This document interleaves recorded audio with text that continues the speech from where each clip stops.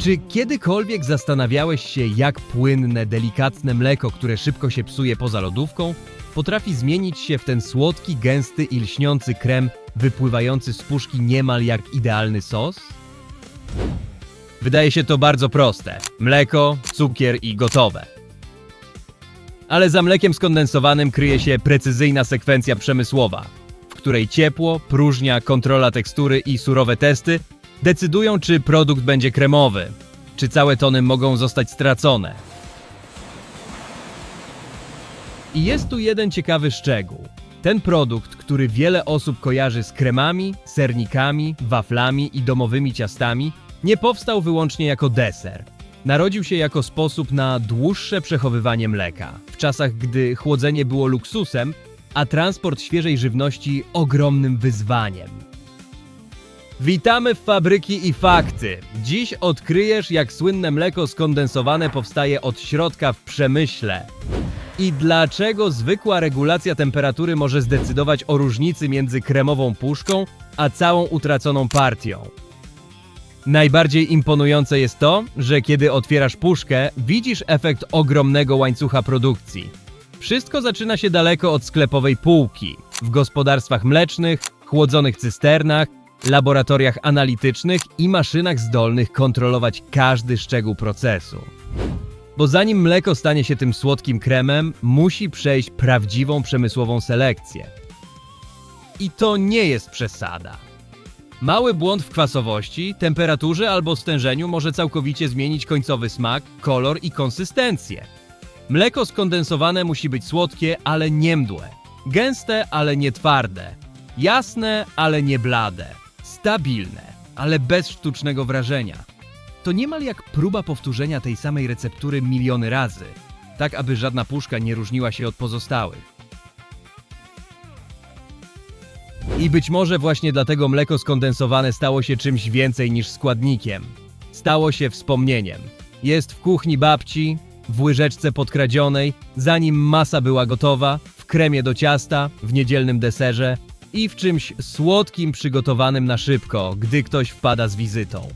Ale najważniejsze pytanie brzmi, jak fabryka potrafi zmienić świeże mleko i cukier w produkt tak powtarzalny, trwały i rozpoznawalny? W naszym ostatnim odcinku zobaczyliśmy, jak masło rodzi się z tłuszczu mlecznego. Teraz droga jest inna. Zagęścić mleko tak, aż stanie się tym słodkim i stabilnym kremem.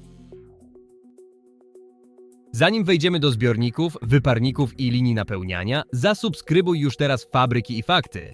Bo kiedy odkryjesz, co dzieje się z mlekiem wewnątrz fabryki, czy nadal spojrzysz na puszkę mleka skondensowanego tak samo?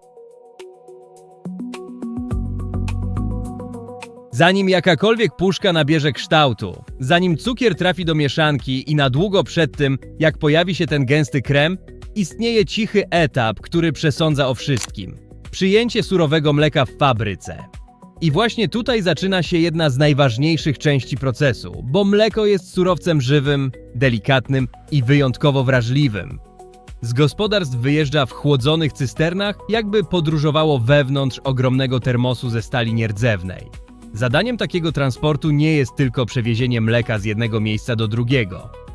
Chodzi o utrzymanie kontrolowanej temperatury, aby mikroorganizmy nie namnażały się zbyt szybko i nie pogorszyły jakości jeszcze przed rozpoczęciem produkcji. Kiedy ciężarówka dociera do zakładu, mleko nie jest po prostu rozładowywane. Najpierw musi udowodnić, że może wejść dalej. Pobiera się próbki i wysyła je do analiz. To trochę tak, jakby każda dostawa przechodziła surową rozmowę kwalifikacyjną, zanim fabryka ją zaakceptuje. Technicy oceniają kwasowość, zawartość tłuszczu, białka, obecność zanieczyszczeń, temperaturę, zapach i inne wskaźniki jakości. Wykonuje się też testy, które mają wykryć możliwe skażenia lub zmiany mogące wpłynąć na produkt końcowy. Bo w mleku skondensowanym błąd się nie ukrywa. Widać go w konsystencji, kolorze, smaku, a nawet w tym, jak krem spływa z łyżeczki.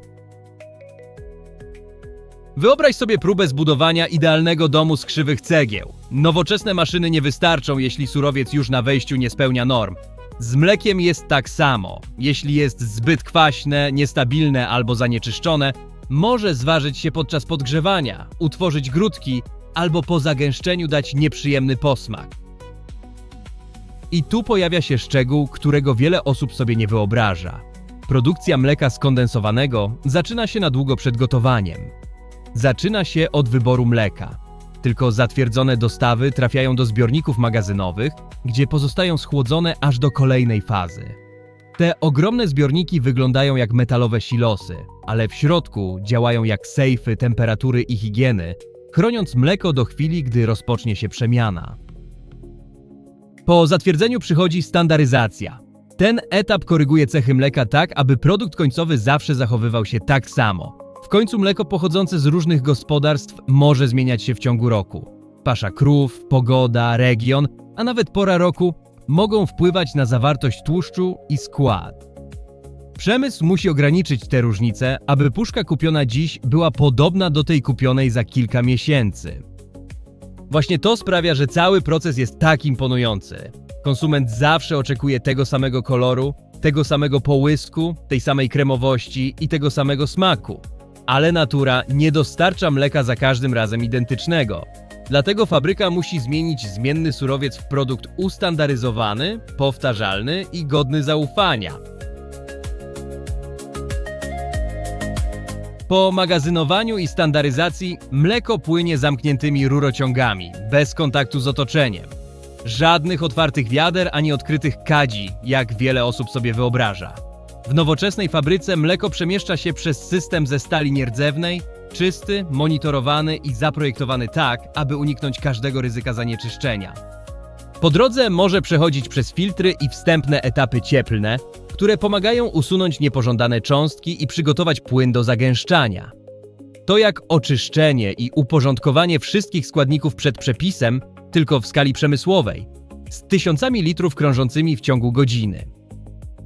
I jest powód, dla którego zachowuje się taką ostrożność.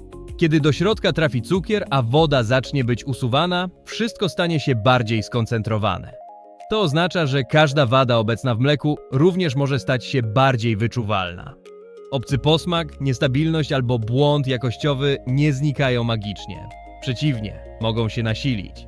Dlatego ta faza jest mniej widowiskowa niż oglądanie maszyn napełniających puszki, ale być może należy do najbardziej decydujących. To tutaj fabryka oddziela to, co może stać się mlekiem skondensowanym, od tego, co nigdy nie powinno pójść dalej. To pierwsza wielka brama bezpieczeństwa całego procesu. Ale do tego momentu mleko nadal jest mlekiem. Wciąż pozostaje płynne, jasne, rzadkie i wrażliwe. Wielki zwrot następuje wtedy, gdy przemysł zaczyna łączyć cukier, kontrolowane ciepło i kluczową technikę, która pozwala zagęścić produkt bez niszczenia jego smaku. Bo następny krok wydaje się prosty, ale to prawdziwe serce fabryki. Usunąć część wody z mleka bez przypalania, bez ważenia i bez utraty standardu. I właśnie wtedy do gry wchodzą wyparki, próżnia oraz inżynieria, która zmienia coś nietrwałego w słodki krem zdolny przetrwać miesiące w zamkniętym opakowaniu. Teraz dochodzimy do momentu, w którym mleko zaczyna przestawać być tylko mlekiem. Po zatwierdzeniu, schłodzeniu, przefiltrowaniu i standaryzacji trafia do etapu, na którym fabryka musi zrobić coś pozornie sprzecznego. Podgrzać produkt, aby go zagęścić, ale nie dopuścić, by się przypalił, zważył albo stracił ten łagodny smak, którego oczekuje konsument. Właśnie tutaj do gry wchodzi cukier i nie pojawia się tylko po to, by nadać słodycz. W mleku skondensowanym cukier pomaga także w konserwacji, ponieważ zmniejsza ilość wody dostępnej dla rozwoju mikroorganizmów. Innymi słowy, jest częścią receptury, ale też częścią ochrony produktu. Istnieje jednak delikatna równowaga. Zbyt dużo cukru może sprawić, że krem będzie ciężki i mdły. Zbyt mało może wpłynąć na konsystencję i stabilność. Dlatego dozowanie musi być kontrolowane z ogromną precyzją. To nie jest łyżka więcej albo mniej. To przemysłowa formuła obliczona tak, aby tysiące opakowań zachowywały się tak samo. Kiedy mleko i cukier zostają połączone, zaczyna się jeden z najbardziej fascynujących etapów – zagęszczanie. Celem jest usunięcie części wody z mleka, aby pozostała mieszanka gęstsza, słodsza i bardziej kremowa. W domu przypominałoby to redukowanie syropu na ogniu. Tyle że w fabryce dzieje się to w ogromnych, zamkniętych, monitorowanych urządzeniach. znacznie precyzyjniejszych niż jakikolwiek garnek. A sekret kryje się w jednym słowie – próżnia. W wyparkach próżniowych obniża się ciśnienie wewnętrzne. Dzięki temu woda odparowuje w niższych temperaturach niż odparowałaby w normalnych warunkach. Brzmi jak techniczny szczegół, ale to ogromny przełom. Bo gdyby mleko podgrzać zbyt mocno, mogłoby ściemnieć, nadmiernie się skarmelizować, nabrać przypalonego posmaku albo zmienić swoje białka. Dzięki próżni fabryka może zagęszczać mleko łagodniej, zachowując kolor, smak i jakość. To prawie tak, jakby przekonać wodę, by opuściła mleko, nie męcząc reszty mieszanki. Wewnątrz tych wyparek płyn krąży po podgrzewanych powierzchniach, podczas gdy czujniki śledzą temperaturę, ciśnienie, przepływ i stężenie. Produkt staje się coraz bardziej treściwy. Usuwana woda zamienia się w parę, a to, co zostaje, zaczyna przypominać dobrze znany krem. Ale samo zagęszczenie wciąż nie wystarczy. Trzeba trafić w idealny punkt. Jeśli zagęszczenie jest zbyt słabe, mleko skondensowane wychodzi za rzadkie. Jeśli zbyt mocne, może stać się ciężkie, ciemne i trudne do rozprowadzenia. Idealny punkt musi łączyć płynność z gęstością. To ta konsystencja, która powoli spływa z łyżeczki, ale nadal łatwo miesza się w przepisie. W puszce wygląda to prosto, ale jest wynikiem nieustannych pomiarów. I tu ciekawostka. Konsystencja mleka skondensowanego nie może zależeć od szczęścia. Musi być przewidywalna. Cukiernik oczekuje, że zachowa się określony sposób w kremie. Rodzina oczekuje, że nada właściwą strukturę deserowi. Zakład, który używa mleka skondensowanego w innej recepturze, musi ufać, że zawsze będzie miało to samo stężenie. Dlatego fabryka nie pracuje na mniej więcej. Pracuje w zakresie kontroli. Po odparowaniu produkt jest słodszy, gęstszy i znacznie bliższy finalnemu mleku skondensowanemu. Ale znajduje się też w delikatnym momencie. Mieszanka musi zostać schłodzona i poprowadzona ostrożnie, bo każdy wstrząs, zanieczyszczenie albo gwałtowna zmiana może wpłynąć na jej stabilność. Właśnie wtedy wiele osób wyobraża sobie, że proces już się skończył. W końcu mleko jest gęste i słodkie. Ale wciąż pozostaje jedno z największych wyzwań. Nie dopuścić, aby cukier utworzył zbyt duże kryształy. Jeśli tak się stanie, produkt może stać się piaszczysty, z nieprzyjemnym odczuciem w ustach. A nikt nie chce otworzyć puszki w oczekiwaniu na kremowość i znaleźć ziarnistą konsystencję. Dlatego część etapów przemysłowych służy właśnie kontrolowaniu tej krystalizacji. Chodzi o takie poprowadzenie chłodzenia i struktury produktu, aby konsystencja była gładka, jednolita i przyjemna. To tak, jakby fabryka musiała nauczyć cukier, jak ma zachowywać się wewnątrz kremu. Widzisz ten poziom precyzji? Mleko skondensowane to nie tylko zagęszczone mleko. To połączenie chemii, inżynierii cieplnej i kontroli sensorycznej. Każdy detal wpływa na wynik. Początkowa jakość mleka, ilość cukru, czas odparowania, ciśnienie w urządzeniu, temperatura, chłodzenie i sposób, w jaki produkt jest przemieszczany. A jeśli podoba Ci się odkrywanie ukrytej strony produktu tak zwyczajnego w kuchni, zostaw już teraz polubienie, bo pomaga to fabryki i fakty pokazywać więcej kulis fabryk, gigantycznych maszyn i procesów, które mało kto widzi z bliska. I kiedy krem wreszcie osiąga oczekiwane stężenie, nadal nie może trafić prosto na półkę. Musi przejść kolejne kontrole. Fabryka musi potwierdzić, czy kolor jest prawidłowy, czy lepkość mieści się w normie, czy smak nie wykazuje odchyleń i czy mieszanka jest wystarczająco stabilna, by przejść do napełniania. Bo jedno to wyprodukować mleko skondensowane, a czymś znacznie trudniejszym jest wyprodukować miliony sztuk w tym samym standardzie jakości. I właśnie to zobaczymy teraz. Jak przemysł kontroluje konsystencję, wygląd, bezpieczeństwo i opakowanie, aby zmienić ten słodki krem w produkt gotowy do podróży po całym kraju bez utraty swoich właściwości. Gdy mleko zostało już zagęszczone, posłodzone i zmienione w ten gęsty krem, trafia do jednej z najbardziej widowiskowych scen w fabryce – napełniania. To tutaj puszki zaczynają grać główną rolę, ustawione na taśmach, przygotowane w sekwencji i gotowe, by przyjąć produkt z precyzją, szybkością i higieną. Zanim do środka trafi mleko skondensowane, każde opakowanie musi zostać prawidłowo ustawione na linii. Puszki jadą po metalowych przenośnikach, przechodzą przez prowadnice, układarki i systemy, które utrzymują właściwy rytm. Fabryka nie może pozwolić sobie na opóźnienie, przewrócenie puszki ani błąd w ustawieniu. I właśnie tutaj upada powszechny mit. Wiele osób wyobraża sobie, że napełnianie polega tylko na wlaniu kremu do puszki i jej zamknięciu. Ale to nie działa w ten sposób. Każda sztuka przechodzi przez kontrolowaną sekwencję, w której maszyny, czujniki i operatorzy pilnują, aby opakowanie było gotowe, czyste, stabilne i ustawione dokładnie tam, gdzie powinno być. Następnie mleko skondensowane dociera zamkniętymi rurociągami ze stali nierdzewnej do dysz napełniających. Nic nie jest wystawione na kontakt z otoczeniem. Krem płynie kontrolowanymi liniami sanitarnymi aż do puszek, które w kilka chwil zostają wypełnione dokładną ilością produktu. Każda puszka musi otrzymać właściwą objętość, zanim przejdzie do zamknięcia. Brzmi prosto, ale ten etap jest kluczowy. Opakowanie nie służy tylko do noszenia rozpoznawalnej etykiety. Działa jak bariera ochronna, utrzymując produkt w izolacji aż do momentu, gdy trafi do kuchni konsumenta. Zaraz potem puszki jadą taśmą do kolejnych kontroli. System może sprawdzać masę, zamknięcie, integralność opakowania, datę przydatności i kod partii. Ten kod pozwala prześledzić produkcję, wskazując, kiedy i w której partii dany produkt został wytworzony. To jak przemysłowy dowód tożsamości. Najbardziej imponujące jest tempo tej linii.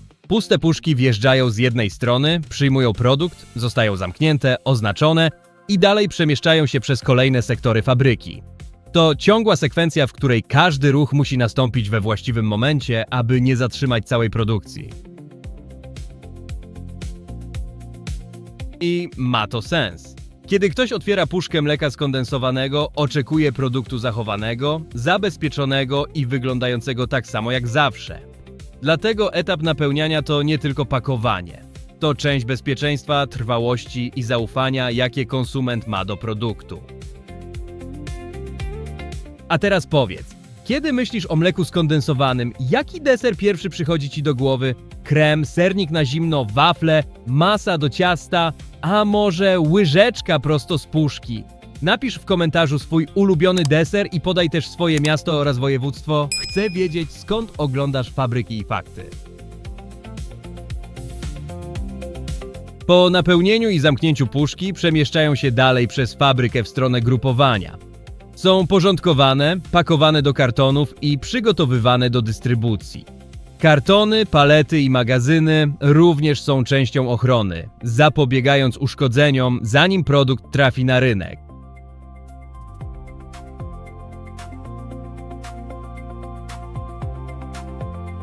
To właśnie w tym momencie mleko skondensowane przestaje być tylko kremem na linii produkcyjnej i zaczyna swoją drogę do supermarketów, cukierni, hurtowni i kuchni w całym kraju.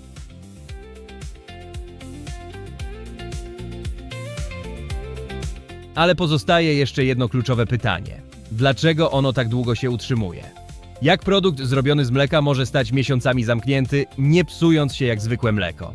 Odpowiedź kryje się w połączeniu cukru, zmniejszonej ilości wody, chronionego opakowania i kontroli procesu. I to właśnie zamyka tę historię.